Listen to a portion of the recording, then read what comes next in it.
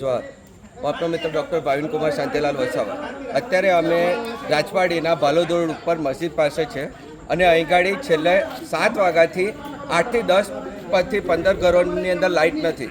Surat phone કર્યો, અહીંયા જીવીબીમાં phone કર્યો અને જાતે 4 થી 5 વખત અમે બધા જઈને આવ્યા છે, પણ અત્યાર સુધીને ગાડી આવી નથી.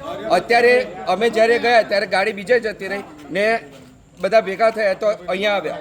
જીવીબી પર જઈને અમે પૂછ્યું કે જીવીબી પર જઈને પૂછ્યું કે કેટલો સ્ટાફ છે, તો કે અમારી પાસે 2 સ્ટાફ છે.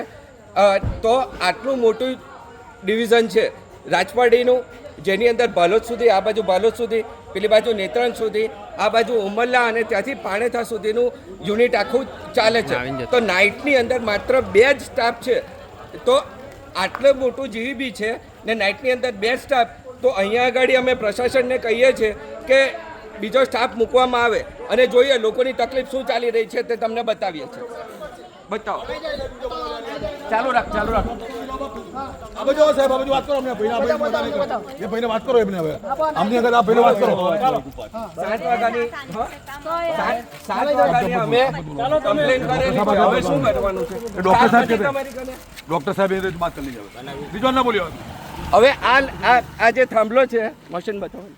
આ જે થાંભલો છે તેના ઉપર 7 વાગ્યાનો ભડકા થાય છે અને અમે ત્યાં ગાડી જઈને વાત કરી, સુરત વાત કરી, જીવીબીમાં વાત કરી અને સિંઘ સાહેબ તો ફોન ઉઠાવતા જ નથી. તો આવું કેવી રીતે ચાલશે? અત્યારે જો કોઈને આગ લાગી હોય તો શું થાય? અને આ સ્ટાફ તો કહે છે કે અમે બીજા હતા પ્રાકણમાં કે જળસણમાં. તો આટલું મોટું ડિવિઝન છે અને લાઇટરની માણસની તકલીફ હોય તો કઈ રીતે ચાલવાનું છે?